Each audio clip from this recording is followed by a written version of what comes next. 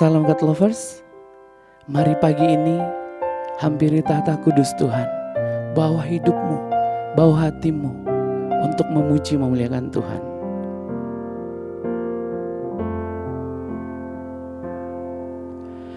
Ku jadikan hati ini untuk kediamanmu. Ku serahkan hidup ini untukmu Allahku. Ku jadikan hati ini untuk kediamanmu. Ku serahkan hidup ini untukmu Allahku. Di hati inilah rumahmu,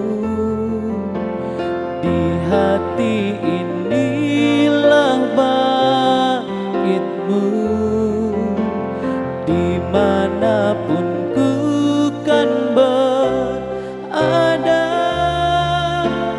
senantiasa kau pun ada. Di hati inilah rumahmu, di hati inilah baitmu. Dimanapun ku kan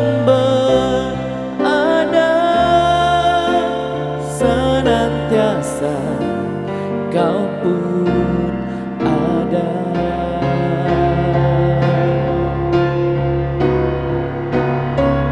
Hati inilah rumahmu, di hati inilah baitmu. Dimanapun ku kan senantiasa kau pun ada. Dimanapun ku kan berada, senantiasa kau pun ada.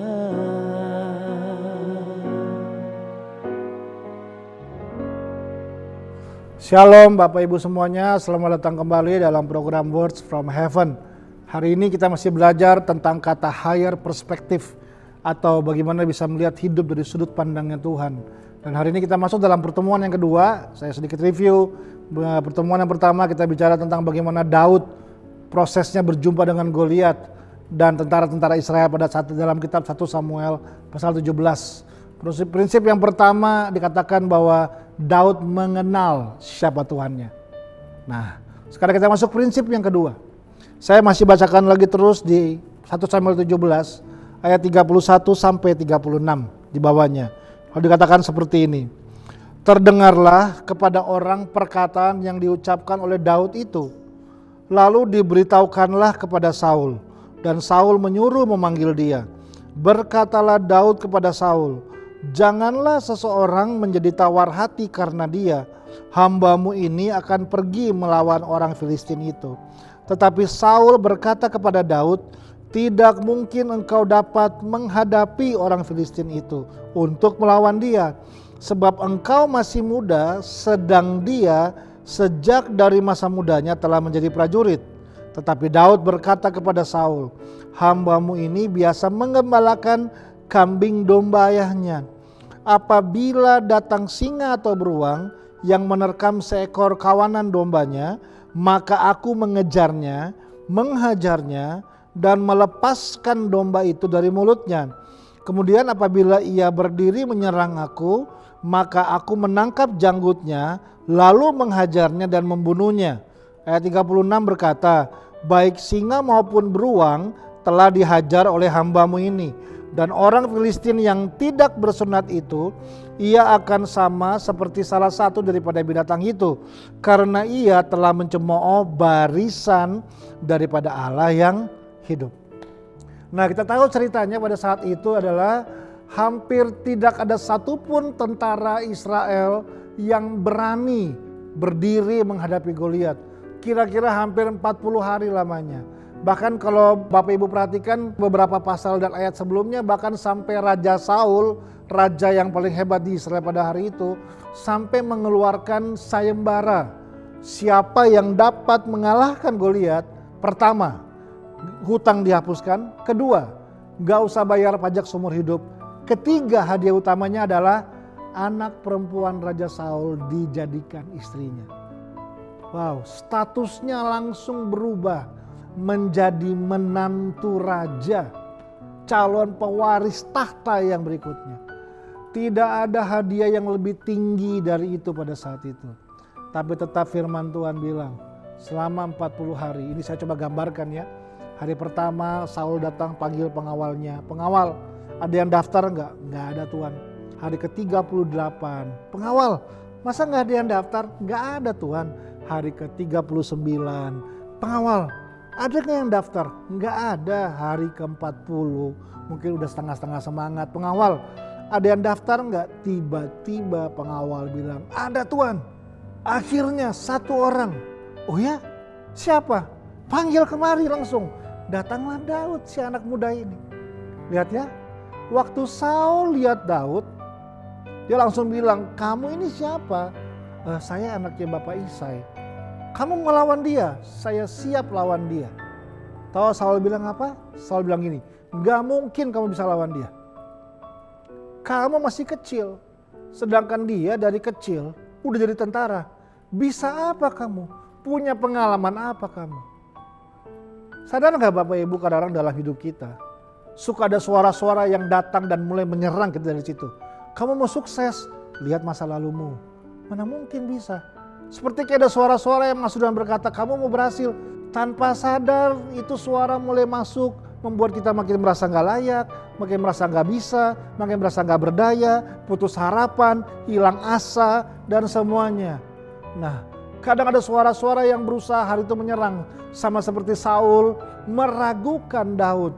Mungkin kalau bahasa yang kita pakai hari ini ya, mungkin Saul lagi bilang begini, oke kamu melawan dia, lulusan akabri mana kamu? Punya pengalaman perang di mana? Irak, Kosovo, Afghanistan. Bisa pakai senjata apa kamu? Bisa apa? Karena kamu masih kecil, nggak mungkin kamu bisa lawan dia. Kadang dalam hidup kita disalah mengerti. Kadang dalam hidup kita dipandang sebelah mata. Kadang dalam hidup kita dianggap orang-orang yang nggak penting dalam apapun yang Tuhan sedang kerjakan. Saya pun belajar dari hidup ini. Saya pun kalau saya boleh cerita, ada begitu banyak proses yang saya alamin. Dan itu membuat saya belajar. Satu aja saya cerita ya. Ini terjadi kira-kira 11 atau 13 tahun yang lalu. Nah 11-13 tahun lalu tuh gak kayak sekarang.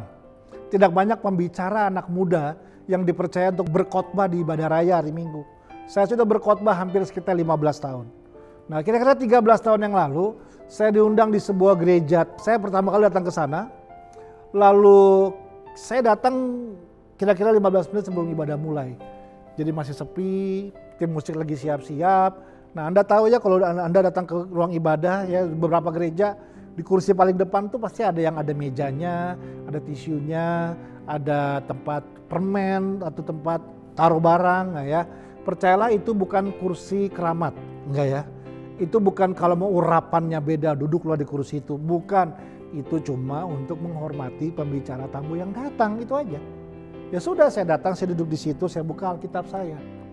Nah tiba-tiba salah satu pengerjanya samperin saya dan berkata, Pak mohon maaf, kenapa? Ini kursi buat pembicaranya Pak, Bapak duduknya di belakang aja ya. Oh gitu, ya udah deh saya kerjakan. Saya ambil tas saya duduk paling belakang, saya matiin handphone saya.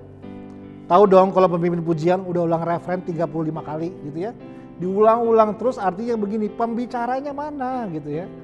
Wah saya di belakang angkat tangan, menyembah. Di belakang saya mereka panik, saya dengar teleponnya mati nih, nggak bisa dihubungin gimana gitu ya. Dan tiba-tiba pengerja yang tadi suruh saya ke belakang samperin saya lagi. Pak mau nanya dong, iya Bapak pembicaranya ya? Saya cuma tersenyum dan bilang iya. Wah, itu mukanya merah kayak udang rebus. Mohon maaf Pak, yuk kita maju ke depan. Saya ambil tas saya dan maju ke depan. Mau tersinggung? Manusia. Kadang kita dipandang sebelah mata, kadang kita disalah mengerti. Tapi kita perlu belajar. Apa yang membuat Daud bisa punya respon yang berbeda? Nah, ini kata penting. Poin yang kedua adalah Daud mengenal siapa dirinya sendiri. Tadi kita baca, kita bilang apa? Daud bilang gini, siapa orang ini yang telah mencemoohkan barisan daripada Allah yang hidup.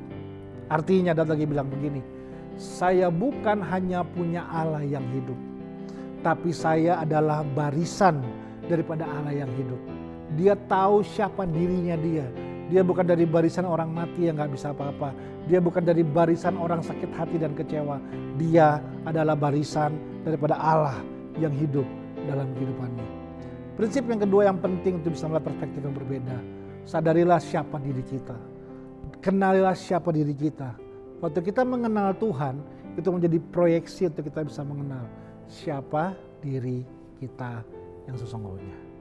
Tuhan, aku berdoa untuk setiap orang yang menonton video ini, bahwa kami untuk bisa mengenal siapa diri kami, apa yang jadi kekuatan dalam hidup kami, bagaimana kami membangun kemampuan dalam hidup kami, agar kami percaya bahwa di dalam Tuhan kami berharga, kami punya identitas yang baik, Tuhan telah menebus kami dan memberikan masa depan yang indah dalam kehidupan kami. Kami serahkan semua dalam tangan Tuhan, dalam nama Yesus kami berdoa, haleluya, amin. Saudara, kalau saudara diberkati oleh video yang saudara baru nonton, saya mengajak untuk di-subscribe, di-like, dan dinyalakan tombol loncengnya. Dan yang paling penting juga jangan lupa untuk membagikan atau men-share video ini kepada orang-orang yang Anda kenal sehingga mereka juga bisa mendapatkan berkat yang sama-sama. Terima kasih, Tuhan Yesus memberkati.